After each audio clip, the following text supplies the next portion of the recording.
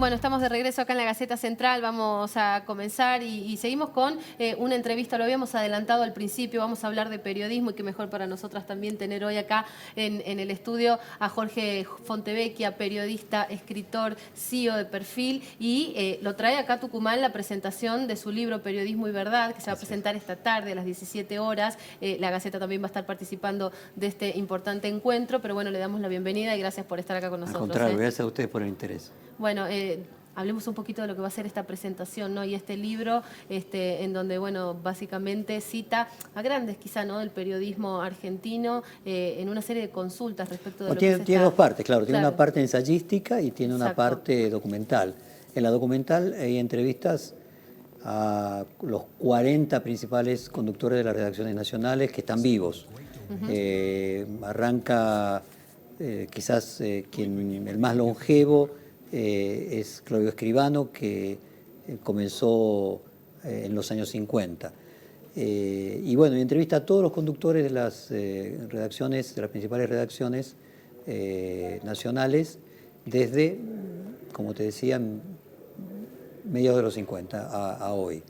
Pero bueno, después tiene una parte ensayística, sí, que es, a mi juicio, la que más valor tiene, la de los reportajes a los conductores de las redacciones, a los que mandan de los medios, es de interés para todo aquel que le resulte atractivo comprender cómo es la cocina de los medios, claro, cómo es el detrás de la escena de los medios.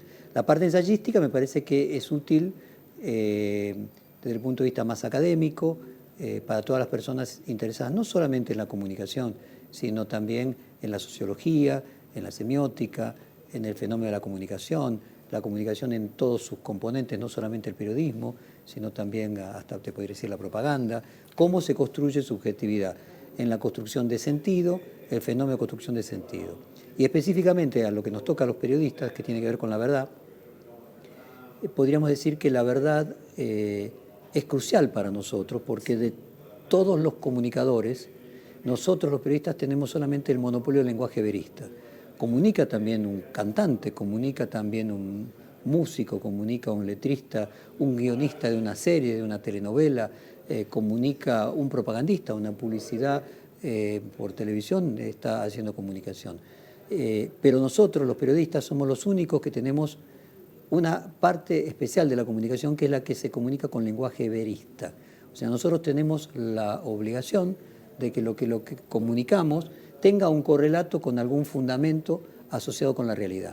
Mientras que los otros comunicadores pueden utilizar la ficción, la metáfora, la analogía, la metonimia, tienen todas las otras herramientas que nosotros, por un lado, las tenemos limitadas y por el otro lado, nuestra fortaleza. Entonces, si nuestra fortaleza es que dentro de la comunicación nosotros tenemos el monopolio del lenguaje verista, la verdad es lo que nos hace como medios de comunicación de más o menos calidad.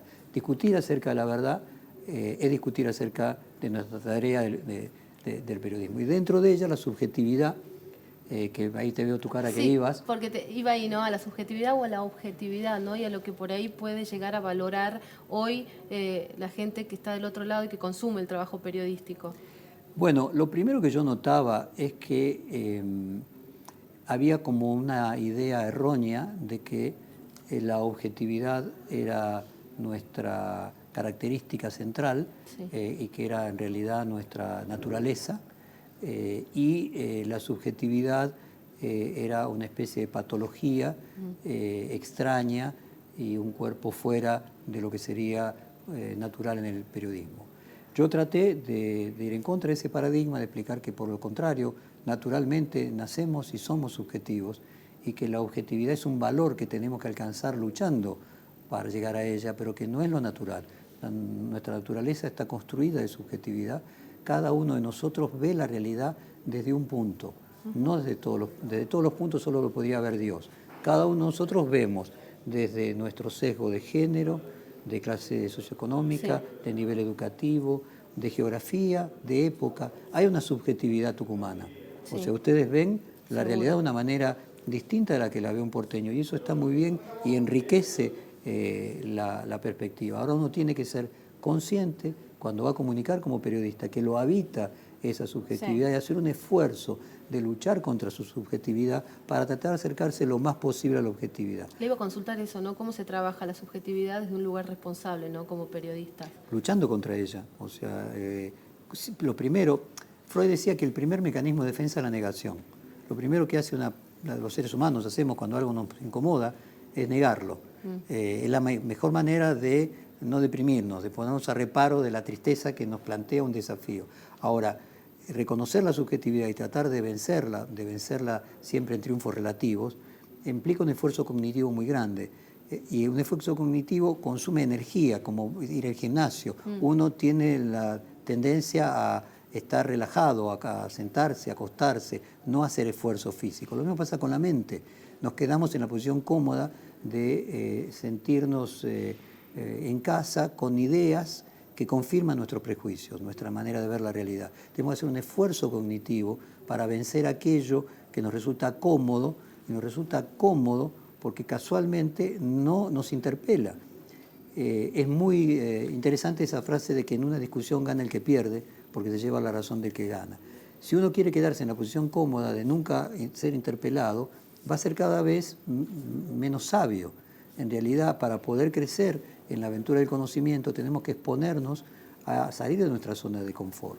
Salir de nuestra zona de confort nos hace también mejores periodistas, además de que nos hace mejores personas. Hablando de esto de salir de la zona de confort, ¿el periodismo militante tiene algo que ver con esto o está relacionado desde ese punto de vista? Totalmente. El periodismo militante está más emparentado con la propaganda. Hubo siempre periodismo militante. De hecho, podríamos decir que hasta el siglo XIX todo el periodismo era militante. El periodismo que nosotros conocemos, que aspira a la objetividad como un destino, pero sabiendo que es un camino en el que nunca se llega, cada vez uno podrá acercarse un poquito más, pero no es que sea un destino al que uno llegue y pueda permanecer, mucho menos permanecer en él. Es el periodismo que surge en 1910 con lo que podríamos llamar la ley antitrust de Estados Unidos, y Teddy Roosevelt, que fue su presidente en ese momento, crea las posibilidades para el periodismo que nosotros conocemos. Hasta el 1900 había diarios, tenían 8 páginas, eran pagados 100% por los lectores y en su gran mayoría eran deficitarios y los mantenía un partido político, una iglesia o un millonario que así como tener un museo, en lugar de tener un museo, tenía un diario. Llegaban al 5% de la población, además había un problema de analfabetismo, pero esencialmente no eran organizaciones que pudieran ser independientes periodísticamente porque no eran independientes económicamente. A partir de la ley antitrust de 1910, donde había 7 familias que controlaban el 80% del Producto Bruto de Estados Unidos, los obligan a competir en cada rama. En lugar de haber 1, pasa a haber 3. Al competir tienen que hacer publicidad. Al hacer publicidad se crean los medios modernos que nosotros conocemos.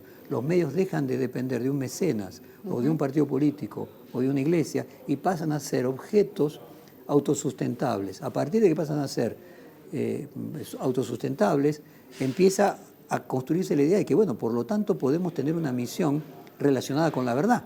Y esa no con la catequización de determinada idea como era el periodismo del siglo XIX. Entonces el periodismo en su nacimiento pretérito fue todo periodismo militante. ¿Y cómo quedó el periodismo post-kirchnerismo? Y si hay una comparación con el actual en la era Macri. Bueno, yo creo que el kirchnerismo fue útil para poner en discusión el tema de la objetividad. A mi juicio, la discusión que el kirchnerismo hizo fue útil en ese sentido. Yo soy crítico del kirchnerismo en casi todos sus aspectos, pero en ese punto me parece que fue útil porque colocó en discusión el tema. Obviamente con malos fines, sí. Como el kirchnerismo generalmente ha hecho, utilizar temas importantes y armas nobles para malos fines, pero discutir sobre la subjetividad es muy importante. ¿Qué hizo el kirchnerismo? Lo mismo que hizo Trump.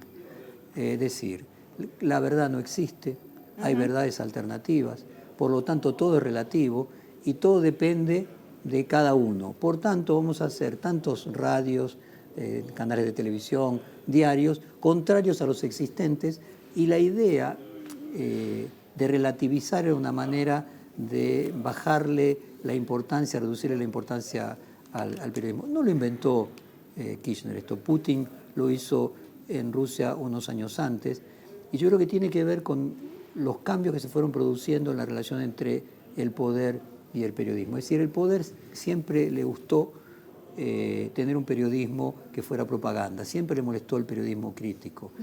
En la Argentina, como tuvimos dictaduras entre 1930 y 1983, obviamente no podía haber periodismo crítico ni periodismo independiente, o lo podía haber durante periodos muy, muy pequeños. La manera que tenía el poder de relacionarse con el periodismo era, si alguien aparecía intentando hacer verdadero periodismo, clausuraba el medio, lo ponía preso, o directamente actos de violencia y llegando al extremo de matarlo. A partir de 1983 llega la democracia, empieza la tensión porque ya no podían más clausurarlos, no podían más meterlos presos. Sí. Entonces, en el caso de José Luis Cabezas, el fotógrafo de Editorial Perfil que fue asesinado, yo creo que ahí fue un punto, una bisagra, porque todavía quedaban, si se quiere, recuerdos dictatoriales y mentes autoritarias durante todo el gobierno de Alfonsín. Entonces, yo diría así, melancólicos de una época en la que se podía matar a los periodistas, matan a José Luis Cabezas. ¿Y qué pasó? Toda la sociedad se puso a favor del periodismo. Entonces ahí descubrieron que ya matar periodistas tampoco pueden, porque finalmente logran el efecto contrario al buscado, porque la sociedad se pone del lado del periodismo. Ya no era más como en la época de dictadura que podían matar a los periodistas sin problema. Hoy podríamos decir que en la Argentina, por lo menos a nivel de gobierno nacional, no hay muertes de periodistas, asesinatos de periodistas por problemas de crítica. Entonces, ¿qué hicieron? ¿Qué hicieron en otros países también? Bueno, ya que no podemos dominarlos, no podemos matarlos, tenemos que cooptarlos. Entonces empezaron a comprar medios, a construir medios alternativos para confundir a la sociedad con informaciones en donde finalmente a la mayoría de la gente no le quede claro si lo que dice este medio es A y el otro medio es B. ¿Eso pasa actualmente en la gestión del presidente Mauricio Macri? No. Porque se lo cuestionó mucho hablando del kirchnerismo. No, pero eso... Macri ha hecho la mayoría de las cosas mal en su gobierno, pero ha hecho algunas cosas bien. Y entre las cosas que hay que reconocerle es que es un gobierno más republicano que el anterior y que en su relación con el periodismo no hace discriminación con la publicidad oficial de la manera ostensible como lo hacía el gobierno anterior, y hay que reconocerle que tiene una actitud bastante independiente con los medios. Hablando de Mauricio Macri, ¿no? y yendo un poquito a lo que pasa hoy, a esta situación de consenso que está buscando lograr el gobierno nacional, me gustaría por ahí conocer un poco su punto de vista con respecto a eso. Esta mañana, bueno, escuchamos a varios de los gobernadores hablando de esta convocatoria, trascendió también que va a hablar con Cristina Fernández de Kirchner. ¿Cómo veo, qué análisis hace o qué interpretación de esta convocatoria del gobierno nacional? Creo que no va a tener grandes resultados. Y me parece que por culpa del propio gobierno de Macri, que a lo largo de estos 3 años y medio, incluso en la época de la campaña, en el 2015, siempre rechazó cualquier consenso, cualquier acuerdo, le parecieron siempre que eran instrumentos del pasado, y se mostró como una nueva forma de hacer política, rechazando las prácticas del pasado entre las que estaban los grandes acuerdos nacionales. No solamente de acuerdos de gobernabilidad, sino también alianzas políticas. Sí. Recordarás que se le proponía que hiciera una alianza con Massa en el 2015. Siempre este gobierno nacional ha sido refractario a cualquier tipo de acuerdo o de alianza electoral o de gobierno. Que lo esté proponiendo ahora tiñe la intención de lo que está haciendo de la sospecha de que en realidad es cortoplacista, porque si nunca creyó en esto, es comprensible que la oposición suponga que está llevando esta iniciativa adelante nada más que con un interés electoral, y que si fuera reelecto el 10 de diciembre, cuando vuelva a asumir el segundo mandato, se olvidaría de esto y continuará haciendo lo mismo. ¿Es debilidad esto, llamar ahora en este momento, en estas instancias, cuando falta poco para...? Sin duda que es debilidad, sí. No cabe ninguna duda que el gobierno está débil, pero más allá de eso lo que vale es la intención. En líneas generales, estos acuerdos se plantean en los momentos que quien los lleva adelante está fuerte, es una actitud de grandeza, se hace en el triunfo no en la situación de debilidad. A mí me parece que un acuerdo verdadero podría plantearse este mismo gobierno si ganase las elecciones, su intención ahí sería noble. En este momento, desde la debilidad, su intención puede parecer meramente defensiva y electoralista, lo que me hace suponer que la oposición lo va a tomar con mucho cuidado. ¿Cómo, una última pregunta, Sí. no sé si vaya al corte, ¿cómo es el mundo real de quienes toman decisiones periodísticas hoy en estos tiempos de posverdad que ha hablado usted un montón de veces? Bueno, requiere más responsabilidad porque casualmente el objetivo del libro apunta a eso, a ayudarnos en la toma de decisiones, a ser conscientes de nuestra necesidad de ser plurales. Vos fíjate que habrás escuchado muchas veces a periodistas incluso muy importantes que dicen, no, pero los hechos son verdaderos. ¿No? Nosotros comunicamos los hechos, en los hechos no hay subjetividad. Bueno, mientras nosotros estamos conversando acá, el gobernador está produciendo determinados hechos, el quien le compite en las elecciones está produciendo otros hechos, a 10 cuadras de acá a lo mejor hay un asalto, a 20 cuadras se está produciéndose un científico, un descubrimiento. Hechos se producen simultáneamente muchos. Nosotros al elegir qué hechos consideramos que son los que tienen que integrar la agenda, estamos siendo subjetivos. Totalmente. O sea, no hay manera de ser absolutamente objetivos. Entonces, bueno, ¿cómo podemos hacer para tomar decisiones en esta época de la posverdad? Sabiendo que los enemigos del periodismo lo que hacen es tratar de relativizar y decir que todo es mentira, que nada es verdad, que todos somos sesgados, tratando de hacer un periodismo lo más plural posible y en la elección de los hechos que vamos a comunicar, tratar de darle un espacio relativamente equivalente a los hechos que representan distintos sesgos desde el punto de vista ideológico, llevando al tema de las elecciones, dándole el mismo espacio a un sector que el otro, no colocando siempre críticas sobre un sector y elogios sobre el otro, tratando de tomar distancia de nuestros propios afectos, de aquellas personas que nos caen más simpáticas, ayudándonos sabiendo que en la época de las fake news la manera que tiene el poder de atacar al periodismo es con fake news. Entonces nosotros tenemos una obligación superior de tratar de esforzarnos cada vez más. ¿Quiénes son nuestros enemigos que dijo recién? Bueno, esencialmente el poder preferiría siempre un mundo sin periodistas. Y también es comprensible, cada uno cumple un rol. A mí me gusta decir que esencialmente lo que se discute cuando se discute el periodismo no es al periodismo, sino al sistema de división de poderes. El periodismo nace con la imprenta y la Revolución Francesa, cuando se divide el poder para que no haya un soberano que, aunque no sea hereditario, finalmente sea un autócrata, y se divide el poder en ejecutivo, legislativo, judicial, y se coloca al periodismo como un auxiliar del poder judicial, normalmente el perro guardián o el cuarto poder. Cuando hoy nosotros vemos que tanto líderes de derecha como de izquierda en el mundo occidental discuten al periodismo y se pelean con el periodismo por igual, tanto Cristina Kirchner como Bolsonaro o como Trump, no se están peleando con el periodismo, se están peleando con el sistema de división de poderes. O sea, son líderes autócratas que en realidad les gustaría que el legislativo sea una escribanía, la justicia no se metiera con el poder ejecutivo y el periodismo fuera propagandístico. Entonces lo que están discutiendo es el sistema de división de poderes. Nosotros, el periodismo, los periodistas, somos apenas un significante de una discusión mucho mayor. Se pretende lo que el politicólogo O'Donnell llamaba democracias delegativas. Democracias donde el legislativo delegue en el ejecutivo incluso la sanción de las leyes, la justicia no se meta con las cuestiones de Estado, sea una justicia simplemente para las cuestiones entre privados, y el periodismo sea una herramienta de comunicación al servicio de la información del gobierno. Así funciona la democracia en China, por ejemplo.